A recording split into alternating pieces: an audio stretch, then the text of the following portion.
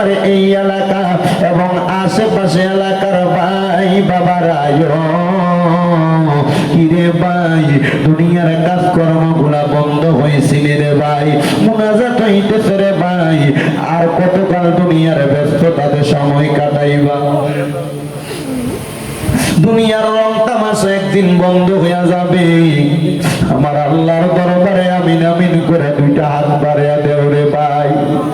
জানি না রে আল্লাহ কোন ভাই বাবা বা বোনের জন্য জানি গো আজকের এই মুনাজাত জীবনের শেষ মুনাজাত করে হাত বাড়াইছে। জানি না রে আল্লাহ কোন ভাই বাবা বা বোনের জন্য জানি গো আজকার আলিপুরের মাহফিল জীবনের শেষ মাহফিল হয়ে গেছে। জানি না রে আল্লাহ কোন ভাই বাবা বা বোনের জন্য জানি গো তাদের এলাকার কবরস্থানের মাটি লাফালাফি করে। জানি না রে আল্লাহ কোন ভাই বাবা বা বোনের জন্য জানি গো বাঁশমুড়ার বাঁশগুলা পাইকা লাল লাল হয়ে গেছে। জানি না রে আল্লাহ কোন ভাই বাবা বা বোনের জন্য জানি গো কমলা দুলালপুরের বাজারের কাপড়ের দোকানে কাপড় গুলা কাটা রেডি করে রাখছি। ডাকলেনি জুড়াইব মন, জফলেনি পান ঠান্ডা হবে না দেখিলে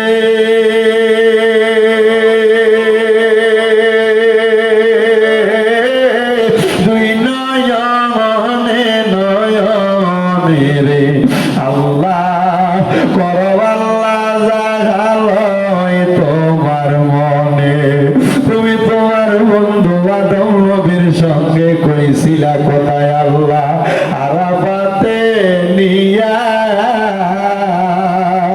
আমরার সঙ্গে নি কইবা কথা গো ও আল্লাহ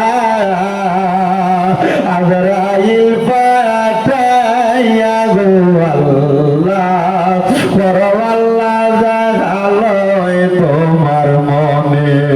তুমি তোমার বন্ধু ইউনুস নবীর সঙ্গে কইছিলা কথায় আল্লাহ মাছের পেটে নিয়া আমরার সঙ্গে নি কইবা কথা গো ও আল্লাহ সাদা কাফনে ঢুকাইয়া গো আল্লাহ করো আল্লাহ জাগালয় তোমার মনে। তুমি তোমার বন্ধু ইব্রাহিম নবীর সঙ্গে কইছিলা কোথায় আল্লাহ নমরুদের আগুনে পালাইয়া আমরার সঙ্গে নি কইবা কথা গো ও আল্লাহ অন্ধকার কবরে না মাইয়া গো আল্লাহ করো আল্লাহ জাগালয় তোমার মনে। অবশেষে আমার নূরের নবীর সঙ্গে কইছিলা কথায় আল্লাহ মেরাজতে নিয়া আমরার সঙ্গে নি কইবা কথা গো ও আল্লাহ আমার নবীর সামনে রাখিয়া গো আল্লাহ করো আল্লাহ জাগালয় তোমার মনে। বাবু গো মায়ার নজর করে তাকে দেখেন গো আল্লাহ আলিপুরের মাদ্রাসার মাহফিলে কে জানি হাত বাড়াইছে, কার জানি জগতের মধ্যে আব্বা নাই। যে বাবা রিক্সা চালাইয়া মাটি গাইটা মাথার গাম পায়ে ফেলাইয়া পরের বাড়িতে বদলার কাম কইরা সন্তানদের মানুষের মতো মানুষ করার জন্য আব্বা পরিশ্রম করছে, এমন আব্বা যাদের অন্ধকার কবরে রে আল্লাহ আব্বার কবর জান্নাতের বাগান বানায়া দাও। ও দয়া ফরিয়াদ তোমার দরবারে আজকের মুনাজাতে কে জানি হাত বাড়াইছে, কার জানি জগতের মধ্যে মানা যেই মা 10 মাস 10 দিন গর্ভে ধারণ কইরা সন্তানের প্রসব বেদনা আমার বড় কষ্ট হয়েছে। এমন মা যাদের অন্ধকার কবরে রে আল্লাহ, আমার কবর জান্নাতের বাগান বানিয়ে দাও আল্লাহ। আজকে 3 দিন হয় কোরবানির ঈদ চলে গেছে। অনেক সন্তানেরা কোরবানি দিছে, মা বাপ দুনিয়াতে বাইতা থাকতে কোরবানি দেওয়ার সামর্থ্য ছিল না। দয়া, একটা ছেলে দুবাই থেকে কল দিয়া মাঝে মাঝে দোয়া চাইতো। ওই ছেলেটা আমার কত কয়দিন আগে ফোন দিয়া কইতা হুজুর, আমার আব্বা জান ঘরের গাই গরুটা বিক্রি করে আমার বিমানের টিকিট কাইটা আমারে পাঠাইছে। আমার আব্বার বড় স্বপ্ন ছিল এই গরুটার পেট থেকে যে বাচ্চাটা হবে ওই বাচ্চাটা কোরবানির জন্য রাইখা দিবে। আমি আমার আব্বারে কইছি, বাবা আপনি না কোরবানির নিয়ত করছেন, আপনি দি গরুটা বিক্রি করে দিতেন। হুজুর, আমার আব্বা আমার এয়ারপোর্টে নামাইয়া দিয়া যাওয়ার সময় বলতে, পুত্রে বিদেশ যে কামাই করলে তোর ইনকামের টাকা দিয়ে আমি কোরবানি দিব। হুজুর, আমার ব্যাংকের টাকার অভাব নাই, আজকে 3 মাস হয়ে যায় আমার আব্বা আমার ছাইরা দিয়া দুনিয়া থেকে বিদায় হয়ে গেছে। আমার মায়ের ইন্তেকালের পরে আমার আব্বা আমরারে বড় কষ্ট করে মানুষ করছে। হুজুর, আমি 2 লক্ষ টাকা দিয়ে একটা গরু কিনা কোরবানি দিতেছি, কিন্তু আমার আব্বা না।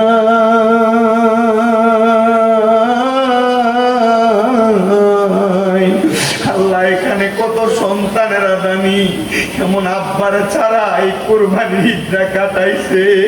ও দয়াল, আম্মা আব্বা যদিও নিজেরা কোরবানি দিত না, মানুষের বাড়ি থেকে, সমাজ থেকে, পঞ্চায়েত থেকে যে গোস্ত আসতো, 2টা টুকরা আলু বাড়া দিয়া মা গোস্তটা রান্না করতো। পুত্রে একবেলা বেশি খাওয়াইতো, মা আলু চুল্লি দিয়া ভাত খেয়ে ফেলাইতো। জানি না এমন কোন সন্তানের ঘরে গোস্ত আছে কিন্তু মা বাপ নাই। আল্লাহ তাদের আম্মা আব্বার কবর না জাতের ফয়সালা করো। আমার একটা ভক্ত বিপ্লব, তার আম্মা ইন্তেকাল করতে আজকে 17 দিন হয়ে যায়। তার আম্মারে যারা ঈদ কাটাইছে, আল্লাহ তার আম্মার কবরটারে না জাতের ফয়সালা করো।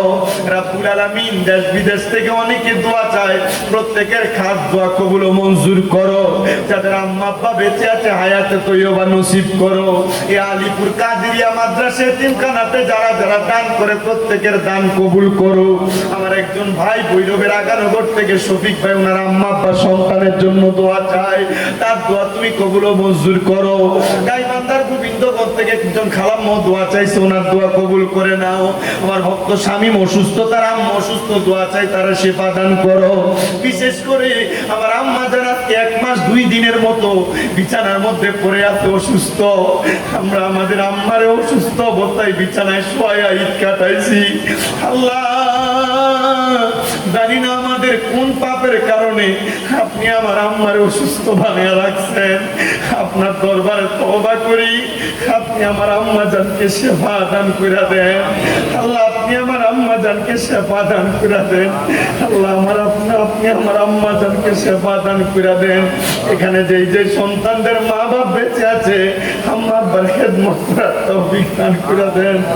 আল্লাহ, আম্মা আব্বার খেদমত করার তৌফিক দান করে দেন। আমাদের যেন আম্মা আব্বার সাথে কোনো রকম বিয়াদবি না হয়, আমাদের যেন আম্মা আব্বার সাথে কোনো রকম বিয়াদবি না হয়। মাপ চাই আপনার দরবারে। ও দয়াল, আমাদের হায়াত থেকে একটু হায়াত দিয়া হইল আমাদের আম্মা আব্বারে নেক হায়াত দান করেন। আম্মা আব্বা বাইচা থাকলে আমাদের জন্য বেশি করে দোয়া করবে।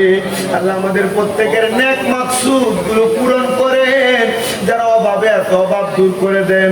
অনেকে প্রবাসীরা বিদেশ থেকে দোয়া চায়, আমার প্রবাসীদের কামাই রুদি ব্যবসা বাণিজ্যে বরকত দেন। আল্লাহ, বিশেষ করে ইয়াতিম সহ যারা যারা এই কাদিরিয়া মাদ্রাসার জন্য কষ্ট করে, তাদের প্রত্যেকের পরিশ্রম আপনি কবুল ও মঞ্জুর করেন। পর্দার অন্তরালে অনেক মা বোনেরা হাত বাড়াই, আমাদেরকে কবুল ও মঞ্জুর করেন। যে 4 জন ছাত্র মাথায় পাগড়ি নিবে কোরআনের হিফজ সম্পূর্ণ করেছে, তারা সব বাকি প্রত্যেকটা ছাত্রকে আপনি কবুল ও মঞ্জুর করেন। আমাদের প্রত্যেকের মরণের আগে আখিরি জবানে মধুর কালেমা পড়ে দিয়েন, লা ইলাহা ইল্লাল্লাহ ইল্লাল্লাহু মুহাম্মাদুর রাসূলুল্লাহ সাল্লাল্লাহু আলাইহি ওয়াসাল্লাম। একটা জবানকে বন্ধ রাখবেন না, মুহাব্বতের আওয়াজ উচ্চ কণ্ঠে পড়েন আলহামদুলিল্লাহ। আলহামদুলিল্লাহ বললে খুশি হয় কি? আল্লাহকে আমরা সবাই একবারে ডান হাত তুলে জোরে ডাকতে আল্লাহ। এতগুলা মাঠ ভর্তি মানুষ আছে, বোঝা যায় না, মুহাব্বতে বলি আল্লাহ। হাত তুলে পড়ি ইয়া রাসূলুল্লাহ, উচ্চ কণ্ঠে পড়ি ইয়া বলি আল্লাহ।